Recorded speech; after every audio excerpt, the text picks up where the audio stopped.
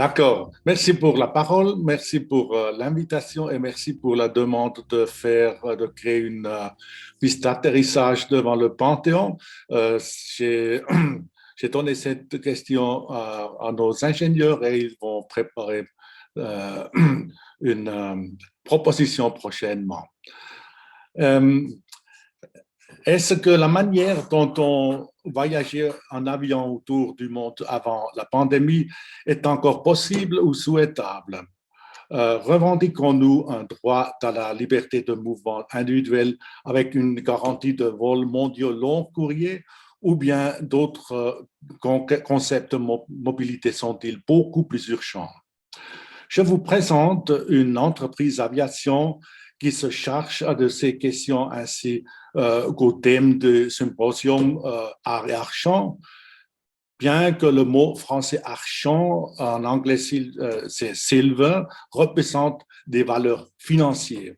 À l'origine, il dessine tout simplement un élément chimique et précieux, ce qui relie le concept monétaire à celui de l'art et aussi de l'aviation, c'est la croyance intersubjective en la valeur, la crédibilité qui leur est associée. Un métal particulièrement précieux est l'or, euh, anglais gold, et c'est cet élément qui façonne le nom de l'entreprise que j'ai le plaisir de vous présenter aujourd'hui. Ingold Airlines est une entreprise qui opère dans les créneaux du transport aérien mondial. Elle utilise des procédures quelque peu inhabituelles pour connecter les différents besoins et demandes entre eux et avec d'autres réseaux. Il est indéniable qu'Ingold Airlines est non seulement sortie de la pandémie plus fort qu'avant, mais qu'elle a pu atteindre des taux de croissance exponentiels. Lorsque d'autres compagnies ont dû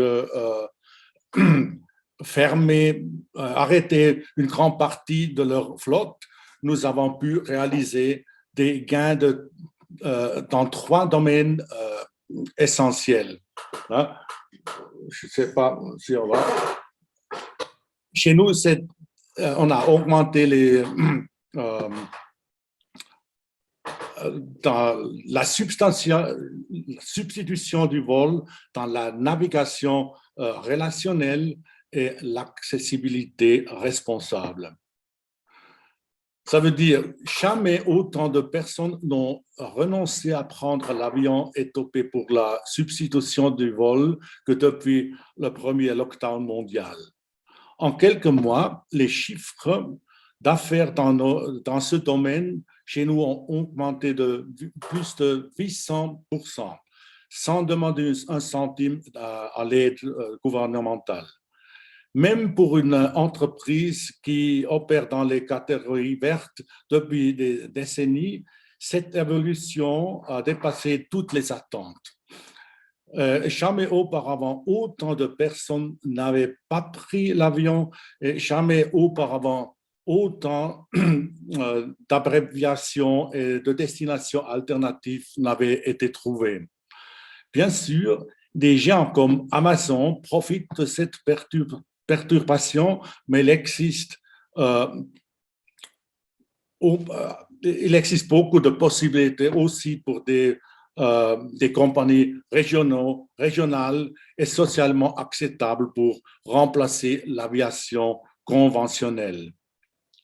Le ciel apaisé a également eu un effet très positif sur notre deuxième compétence principale.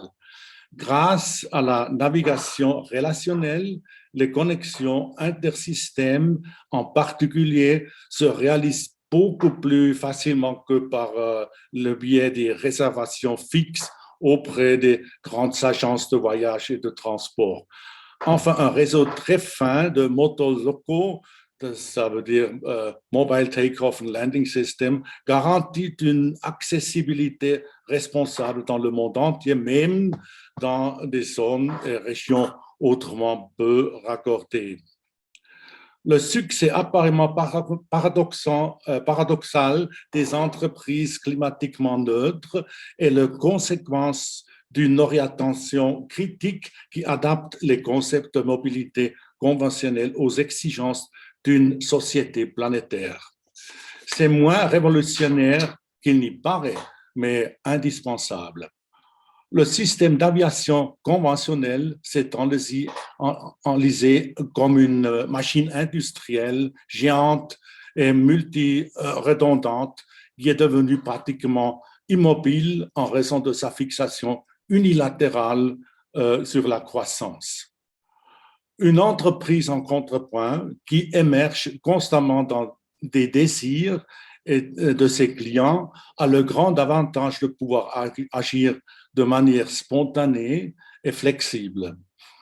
Les expériences d'une petite compagnie aérienne supplémentaire, encore discrète dans un contexte mondial, pourraient devenir un modèle pour d'autres. Pour ceux qui connaissent Ingold Airlines plutôt par des rapports ou qui n'ont peu d'expérience pratique avec ces compagnies, on assure un transport aérien durable et inspirant depuis les années 1950, né du désir de voler et du sens économique d'un jeune agriculteur. La Hans Ingold Aviation s'est rapidement développée et établie. C'est là le fondeur de cette compagnie. Le modèle commercial a bien sûr beaucoup évolué au fil des décennies et l'entreprise a rapidement dépassé les frontières de la Suisse et de l'Europe pour s'étendre à l'étranger. Dans les années 1990, la société anonyme s'est ouverte aux souhaits et aux besoins de ses actionnaires et est devenue un modèle de participation hautement individualisé. De nombreux passagers et fournisseurs sont devenus associés et ont contribué à façonner le développement de la compagnie par leurs contributions et leurs idées. Jusqu'à la fin de sa vie, le senior chef était encore lui-même pilote et par son attitude réfléchie et pratique, il était un idole, encouragement pour de nombreux jeunes pilotes et entrepreneurs prêts à s'impliquer de manière responsable dans le débat des circulations et l'énergie et à se fixer des objectifs communs. En effet, le modèle commercial basé sur l'analyse d'innombrables expériences de nos clients et utilisateurs réalisées dans tous les domaines possibles de l'aéromobilité. Cette approche a permis d'étendre considérablement la réalisation technique des services de vol spécifiés. Ce processus d'orientation n'a pas toujours été facile, mais l'objectif de simplifier les techniques de service de vol s'est réalisé tout le temps de manière interdisciplinaire, ouverte et indépendante. Aujourd'hui, nous sommes capables d'offrir et de réaliser une mobilité complexe tout simplement par des pensées auto-guidées. Ce faisant, on se déplace effectivement sur place tout en réalisant une forme d'expérience dans un contexte global perçu différemment. Aucun temps de voyage inutile n'est perdu. On s'adapte à la destination, on active TRIX et on est tout simplement là. TRIX est l'acronyme de l'application technique du Translocation Inserting. Ce qui semble si lapidaire est bien sûr plus complexe. Cette orientation commerciale ne consiste pas de se passer de l'avion, mais à opérer un changement substantiel à savoir voler moins souvent, mais plus appréciable et plus magnifiquant. Les critères esthétiques du vol, qui ne sont pas principalement orientés vers des maximes du traitement de masse et fixés sur le timecode, sont des arguments très importants pour une nouvelle orientation dans le débat de la mobilité. Ils répondent aux besoins individuels et correspondent à une nouvelle éthique du long courrier dans laquelle le respect passe devant le cash flow. Évidemment, l'aviation axée sur la demande sera toujours nécessaire. Bien sûr, il y aura encore à venir des vols d'observation et de sauvetage ou des offres pour des besoins liés au système. Et certainement, il y aura toujours des gens qui volent juste parce qu'ils peuvent se le permettre. Mais il existe aussi d'autres idées de vol. Et on les rencontre de plus en plus souvent. Voler de manière plus belle peut signifier plutôt voler par affection. Voler par affection, se permettre à perdre l'équilibre et s'abandonner à l'envie de se laisser tomber sans peur et sans rebondir. L'art de flotter, le but de bien arriver, l'abandon du superflu et de tout ce qui est agaçant. Par conséquent, la liberté de mouvement signifie plutôt une capacité de changer spontanément de perspective, de point de vue et de l'engagement. Cela ne nécessite pas forcément un changement de lieu, car la motivation à se mobiliser peut se manifester partout localement et cela commence de toute façon dans la tête. En ce sens, la mobilité est avant tout une affaire intellectuelle. Il devient clair que le vol est relatif comme l'art et peut être pratiqué de manière très différente. Ainsi, voler est bien sûr plus qu'un moyen de vaincre la gravité ou une technique pour disparaître rapidement. Le facteur décisif pour un bon vol est de prendre la responsabilité de sa propre agilité. Voler, c'est bien plus que se déplacer sans écraser à un autre endroit en un autre. Le terme sécurité aérienne comprend à la fois la prévention des dangers et la relativité du vol en tant qu'orientation durable. La sécurité de l'air comprend toutes les couches atmosphériques, y compris les couches liquides et c'est plus dense. On peut percer le vide aussi bien que l'eau ou la terre. Les énergies fossiles sont extraites en creusant des couches plus profondes. Ces énergies doivent être remplacées par d'autres sources d'énergie et convertisseurs et de technologies de propulsion. Les véhicules volants ne sont plus construits comme des camions aériens ou des automobiles volantes, mais sont conçus en fonction de nouvelles connaissances et des nouveaux besoins. Le motif du vol est compris comme un transport de l'énergie cinétique grâce à des méthodes de planification intelligentes pour éviter les déplacements superflus. Et l'harmonisation des processus se fait par l'évitement du stress et avec la relaxation dans la perception des besoins.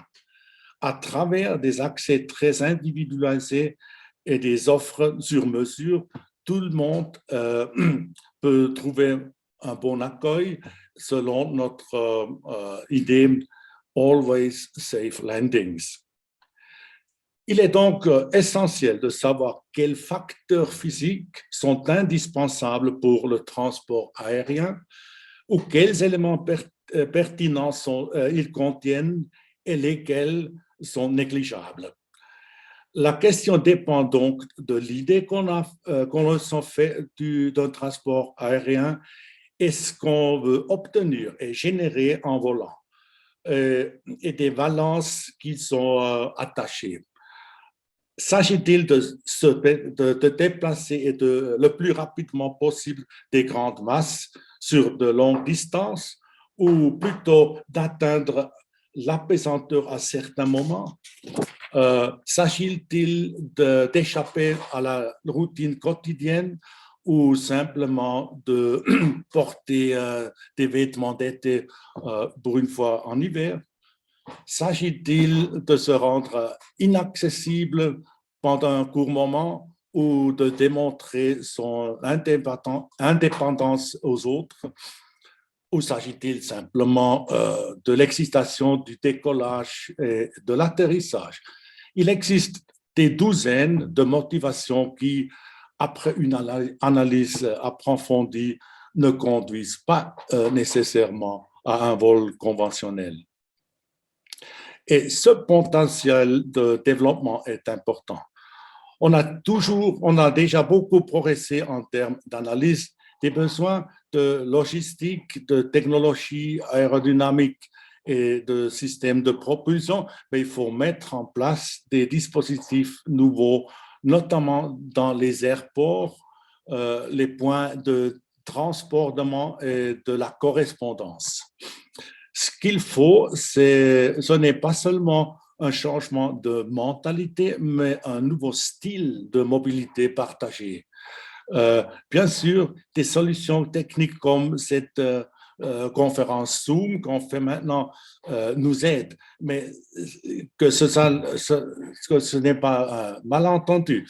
Les substitutions de vols réels sont fondamentalement différentes des vols simulés sur un écran ou sur des appareils mobiles, car contrairement à la réalité virtuelle, elle relie effectivement des impulsions sensorielles et physiques aux conditions locales actualisées en permanence.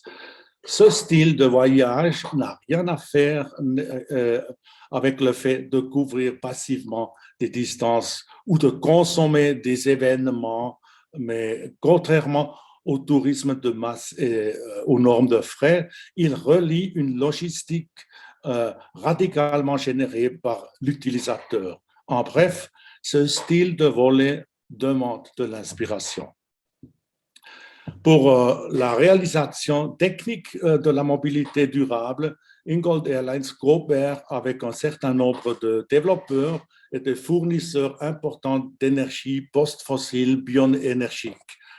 En fonction des différentes exigences et besoins, nous nous appuyons sur des sources d'énergie et de convertisseurs de puissance divers et variés. En particulier, nous recevons des impulsions importantes pour l'orientation dans les applications techniques de West-Lumière, par exemple, qui nous fournit aussi de l'énergie artistique importante. D'autres énergies historiquement attestées sont également en discussion, même des pulsions spirituelles et des techniques de vol sacrées comme la lévitation, l'ascension ou la bilocation, une capacité à être à deux endroits à la fois. Cependant, il s'agit moins d'une compréhension spirituelle que matérialiste des connexions écologiques. Il s'agit de l'application et de l'exploitation d'agents énergétiques en réseau.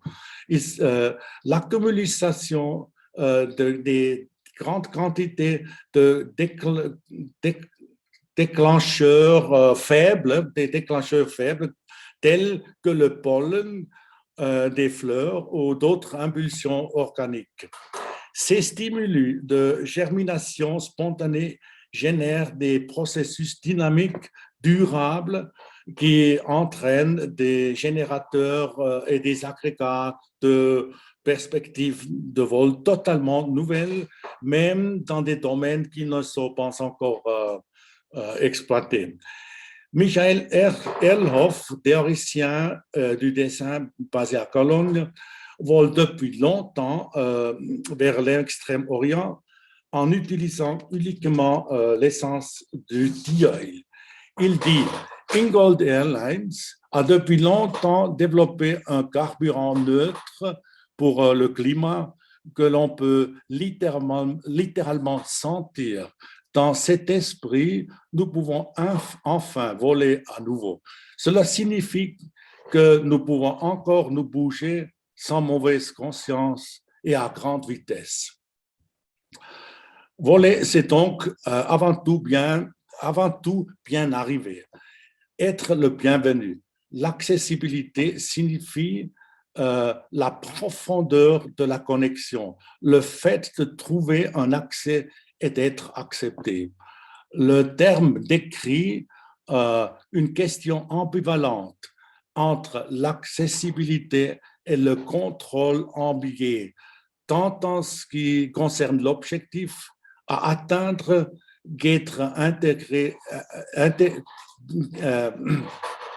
que l'intégrité de ceux qui contrôlent et commercialisent l'accessibilité. Certains veulent faire l'impression, d'autres s'enrichissent grâce à eux, au désir de ceux qui sont séduits. L'accessibilité est la zone ouverte et sensible entre les besoins personnels et l'intérêt public.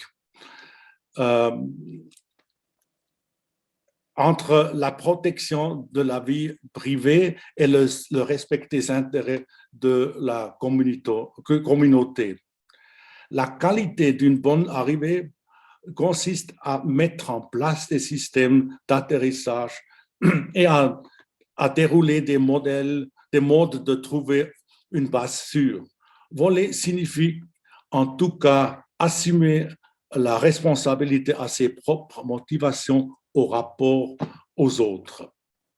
Voler, à ce sens, signifie se fier à ses propres perceptions plutôt qu'aux promesses des influenceurs. On obtient davantage en faisant confiance à ses yeux, sa langue, sa peau, ses oreilles, la racine de ses cheveux, ses papilles gustatives, ses récepteurs tactiles et ses nerfs, les sensations provenant des glandes et des hormones, les ondes lumineuses et des impulsions sensorielles, en passant par les différences de température et les changements de luminosité produits par des parfums et les phéromones sont écrasants. Il s'agit d'obtenir son propre brain ticket et de s'impliquer dans le voyage de manière ludique et de réaliser son propre opéra.